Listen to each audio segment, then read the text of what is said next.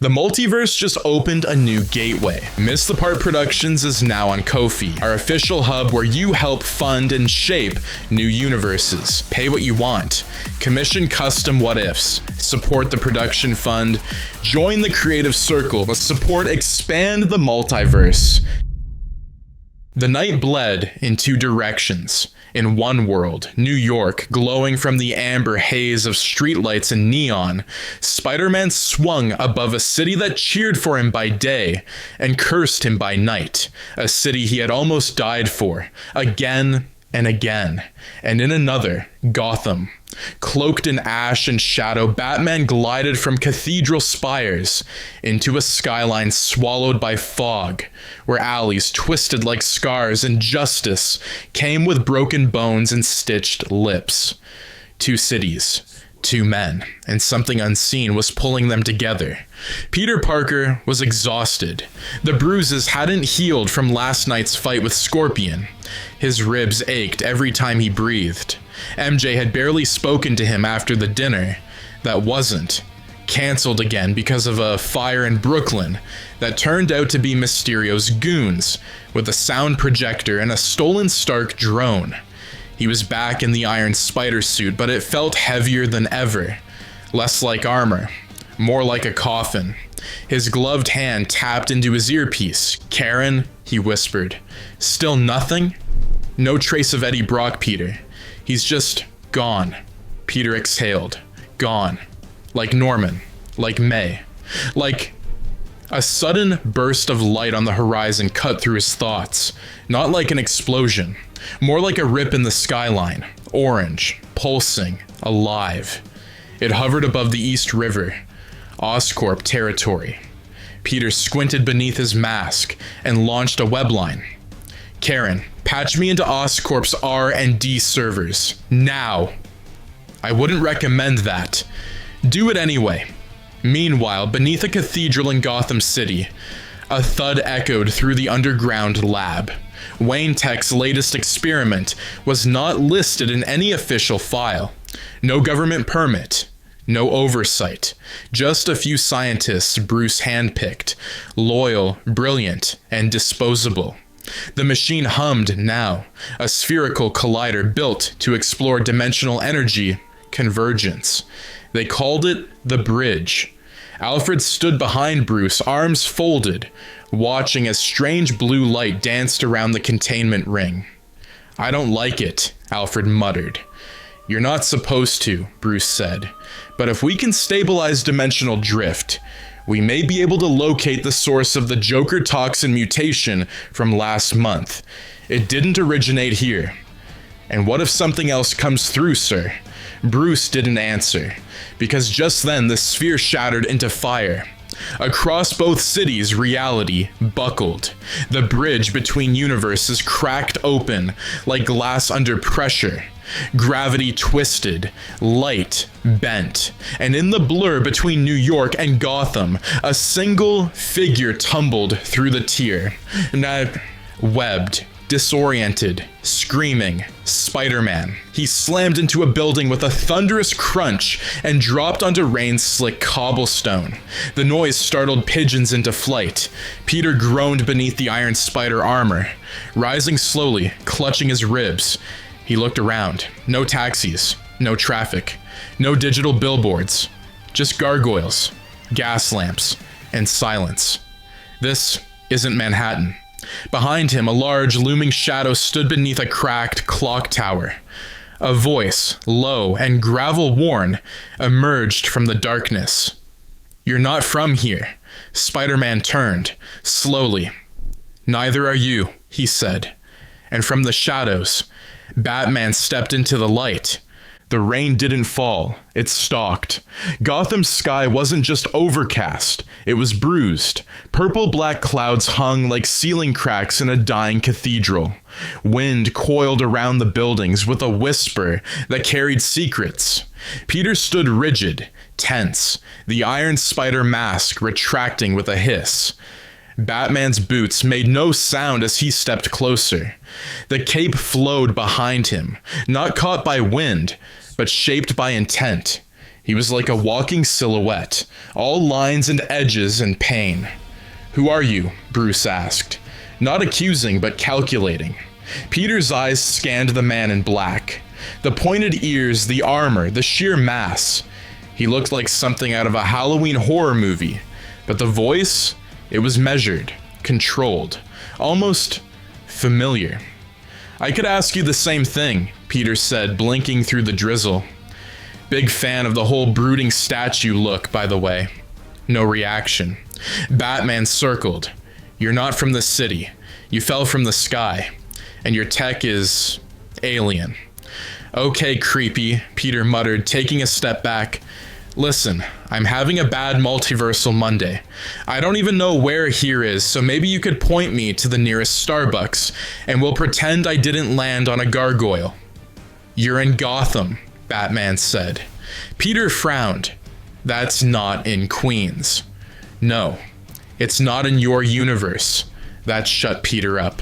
The gravity in Bruce's tone wasn't just dramatic. It was factual, cold, and absolute. "Wait," Peter said slowly. "You're telling me I crossed into a different universe?" Bruce didn't nod, but his silence confirmed it. "And you're Batman?" Peter asked, raising a brow. Bruce's eyes narrowed behind the cowl. Peter grinned despite himself. "Man, you are way grumpier in person." "I've seen anomalies like this before," Bruce finally said, gesturing toward the skyline, where faint streaks of orange light shimmered between buildings. Peter followed his gaze. Gotham looked like it was being digested by the sky. "We need to fix it," Peter said. "We," Bruce echoed. Peter nodded. "Listen, I know we just met, and you probably think I'm some cosmic intern who took a wrong turn. But if this thing keeps widening, it won't just be your city in danger. It'll be both our realities." Batman looked at him. Not through him, into him. Peter saw it. The same weight behind the mask. The same haunted undertones. Loss, responsibility. Maybe not so different after all. But Gotham had no time for peace. A bank exploded on 3rd and Amadeus, drawing a plume of smoke that spiraled upward like a beacon. Sirens wailed in delay. Too late to matter. Batman turned. "Stay here." Peter's mask slid back into place. "Yeah, sure," he said, firing a webline. "That always works." The rooftop chase was chaos. Peter swung between spires, struggling to keep pace. Batman leapt across gargoyles and steel beams like he had grown up with gravity in reverse. Below, the laughing goblin was on the move. One in Keaton, a sick hybrid of purple and green, his laughter echoing across alleyways like fractured music. His glider wasn't smooth like Norman's. It sputtered and blinked, patched with outdated Joker tech and OsCorp synthetic enhancers. He'd escaped Arkham that morning. He wasn't part of the original Gotham roster. He was something new, something imported. "Come out and play, Spider-Bats. Let's see if your grief screams in the same pitch." He lobbed a bomb that exploded in a cloud of green smoke and holographic butterflies. An aesthetic joke with a lethal payload. Batman vanished into shadow. Spider-Man soared above the blast. Peter landed near a water tower, coughing. Okay, not Norman, but very Norman adjacent. Bruce tackled the Goblin midair, slamming him against the glider. Peter joined, launching webs to tangle the wings. The villain laughed through broken teeth. "Two of you? Ooh, the multiverse must be having a breakdown." He clicked something in his palm, a device. There was a crackle, and suddenly, the city shifted. A block behind them warped, buildings flickering in and out like a VHS glitch. Fire escapes turned to stone. Billboards turned to Latin script. "He's fusing realities," Batman growled. "He's using OsCorp tech from my world," Peter said. "And maybe something from Joker's remains in yours. This isn't just dimension hopping. He's stitching together a Frankenstein timeline." And if we don't stop him, Batman asked. Peter glanced around at the melting architecture. Everything collapses. He was never meant to exist in either universe, an echo stitched together by bad memories, failed science, and madness too persistent to die. They called him the Laughing Goblin, but he had no name, no origin that made sense. He was a ripple, a consequence. When Norman Osborn died in the Raimi universe, something bled from him. And when the Joker laughed himself into oblivion in Burton's Gotham, he left behind more than a smile. At some point, the multiverse tried to clean house, but instead, the pain, tech, and twisted genius of both monsters fused, somewhere in the seams between dimensions, and now he stood in the heart of a hybrid city, skyscrapers twisting into gothic towers, alleyways filled with both steam grates and manholes, a glider under his boots, and acid-laced bombs on his belt.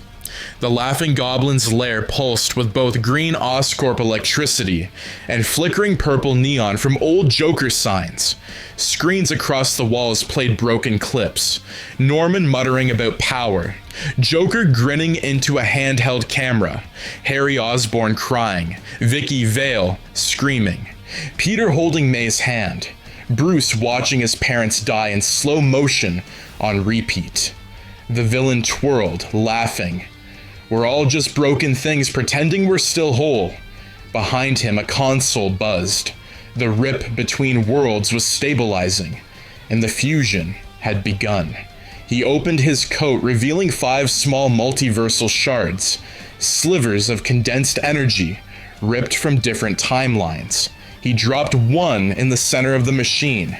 It glowed red. Carnage energy. Another timeline.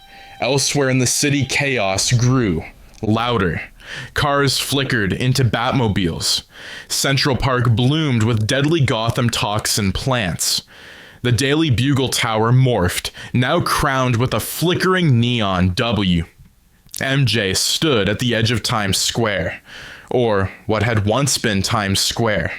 She had been pulled here in her sleep, wrapped in purple haze and static. Now she stood, eyes wide, clutching a cracked phone. Peter. Batman and Spider-Man moved through the new cityscape like survivors in a dream that kept changing rules. Peter had lost his web shooters in the last fight. Batman's EMP launcher had fizzled out. They weren't heroes now, they were just men. They stopped in front of a fusion building. Half Arkham, half OsCorp Tower. Its twisted spires bleeding smoke and code. I think he's building something, Peter said, voice muffled behind his mask. Not just a lair, not just a bomb. Batman's eyes narrowed. A fused timeline. If he can anchor it, he can reshape both universes. Peter's fist clenched. MJ's here now. That means the rift's pulling people, not just buildings. You have someone to lose, Batman said. Peter looked over. Don't you? Bruce didn't answer. He just walked forward. They made their way inside the tower, stairwell by stairwell. Quiet. Tense. Peter whispered. You ever think we're just ghosts in our own stories? Batman paused. Then, every day.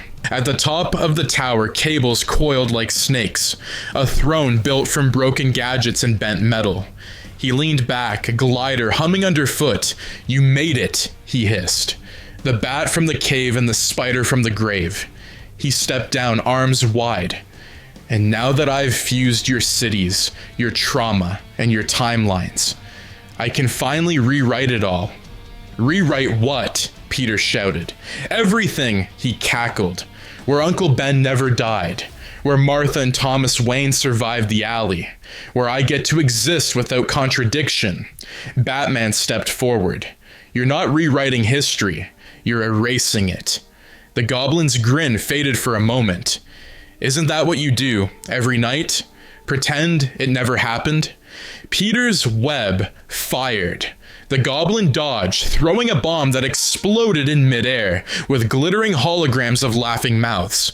They lunged, fist to face, glider to grapple, boots to cracked glass. The fight wasn't super heroic, it was brutal. Peter's mask cracked, Bruce's armor dented. The goblin screamed through blood. You wear masks to forget. I wear mine because I remember everything. He hit a button, and the console exploded with light. A pulse fired across the skyline. And the city began to collapse inward. Above them, the sky split. A giant tear opened, and through it other things began to fall. Green Goblin's corpse, Joker's laugh box, Aunt May's tombstone, a flickering image of another Bruce watching over Terry McGinnis, and something else, a dark web of black ooze pulsing with hunger, venom, and it wasn't attached to Eddie. It was looking for a host. The sky was leaking, not rain, not water, but memories. Moments, slices of trauma frozen in light, Gotham and New York, stitched together by the laughing goblin's madness, were collapsing in on themselves, like a house made from mirrors and grief. Peter stood in the tower's jagged glass archway, bleeding from his brow. His mask hung in tatters around his neck. He looked down at the city, a skyline now twisted with both Wayne Tower's rigid gothic defiance and OsCorp's cold, sterile ambition. It was a nightmare made from the DNA of two broken homes, and it was falling apart. Behind him, Batman jammed a power cell into the side of a half-melted Wayne Tech disruptor. We don't have much time, Bruce said. The longer the universes stay merged, the more reality rejects it. Peter glanced back. Then let's unmerge it. That means destroying the core, the rift device, which the goblin is using to stay alive. A beat. Batman looked up. Are you prepared to kill him? Peter's breath caught. No, he said, but I'll stop him. Bruce didn't argue. He didn't need to. He'd already decided what he was willing to do. Elsewhere in the tower, in a shadow-swallowed corridor lit only by sparks and flickering video feeds, MJ stumbled through the chaos. Her eyes darted around as Gotham gargoyles melted into Times Square screens. "Peter!" she screamed. "Miss Watson," a voice whispered. She spun. Vicky Vale, bruised but composed, emerged from the dark. "You're not from here, are you?" MJ shook her head. "Where's Peter?" Vicky offered her hand. "We'll find him, but we need to move, now." Behind them, a wall flickered, revealing a twisted mural. A laughing face that was half Norman Osborn, half Joker, burning into view like a scar on the world. In the core chamber, the laughing goblin bathed in chaos. He danced through falling debris, his eyes wide, veins glowing with some kind of green-pink current. "You feel that?" he bellowed. "That's what real purpose feels like. Two realities, one pain." His console sparked. Venom's black web of tendrils wrapped around it, feeding off the multiversal tears. Venom was no longer a symbiote. It had become a parasitic bridge. And now, it chose a host. It pulsed toward the center of the chaos, toward Batman. Peter's eyes widened. "Bruce!" But it was too late. The ooze struck like lightning, black tendrils firing into Bruce's armor, wrapping around his chest, crawling into his skin. He screamed once and fell. Peter leapt forward, but the goblin tackled him midair, driving him through a support beam, and then Venom Batman rose. But it wasn't like Eddie, not like any version Peter had seen. This was something else. A black knight with glistening fangs, a cape like tendrils, eyes glowing white and full of pure, restrained rage. "Peter," the voice rasped, twisted and heavy. "I'm still here." Peter backed up. "You're fighting it." "I'm using it," Batman growled. The goblin stood frozen. Even he didn't anticipate this. This wasn't part of the joke, he whispered. Venom Batman turned and smiled. Neither was I. Batman and Spider-Man. Symbiote and web. Shadow and light. Two halves of broken stories fighting the personification of everything they lost. The Goblin roared, launching explosive-laced mirrors, holographic laughter, time-warping shards. Peter swung through collapsing scaffolding, launching webs to pull MJ out from falling debris. Batman tore through machines with tendrils like blades, his inner darkness manifest in a form even the Goblin couldn't understand. The tower groaned, the rift opened wider, and then Peter saw it. MJ, stumbling toward him, caught in the rip's gravity. No, he launched forward. A blur of red and desperation. He reached her hand. And then Venom Batman caught them both. He'd let go of the console. The rift trembled. Bruce turned back to the Goblin, still laughing, still grinning, and he charged. Black webs dissolved, OsCorp crumbled. Wayne Tower cracked down the middle. And in one perfect moment, a moment outside time, Peter saw Bruce smile. Tell Alfred I remembered. And he disappeared. The sky cleared. Only one city remained. A blend, but healing. Gotham and New York, folding into their proper dimensions. Peter sat beside MJ on a rooftop. The air was quiet. He saved us, she said. Peter nodded. He saved everything. No one remembered the rift, the Goblin, the tower. But Peter did. And somewhere in the darkest parts of Gotham's memory, a bat-shaped shadow lingered, watching, waiting, just in case. Crackling blue light flickers across an empty rooftop. Gotham, though it looks cleaner now. New York street signs cling awkwardly to some corners. A few Wayne Corp logos faintly glowing beneath Daily Bugle posters, half ripped from the walls. The air is still, until a portal tears open behind the old clock tower. From within it, a figure in a dark red cloak steps forward. The wind shifts. A voice, ancient and tired, mutters. He was not supposed to die. It's Dr. Strange. His eyes scan the horizon with a strange regret. He kneels beside a burned symbol on the roof. A hybrid emblem. The bat, with a spider web over its wings. Behind him, a second figure emerges, wearing a glowing black and gold suit. Tom Holland's Peter Parker. But his eyes are hollow. The multiverse reset didn't reach him. I felt it, he says quietly. It happened here, didn't it? Strange doesn't answer directly. Instead, he lifts a small round device from his cloak, an orb flickering with broken fragments of timelines. Within it, a voice echoes. Tell Alfred I remembered. Peter stares. Who was he? Strange closes the orb. The one who paid your debt. They both vanish into the portal, leaving only the emblem behind. The multiverse just expanded. MissedThePart Productions is now on Ko-fi, our new hub where you can help build universes. Pay what you want for custom what-if stories, fund new series, collect signed storylines, and unlock exclusive rewards. Every coffee fuels the multiverse.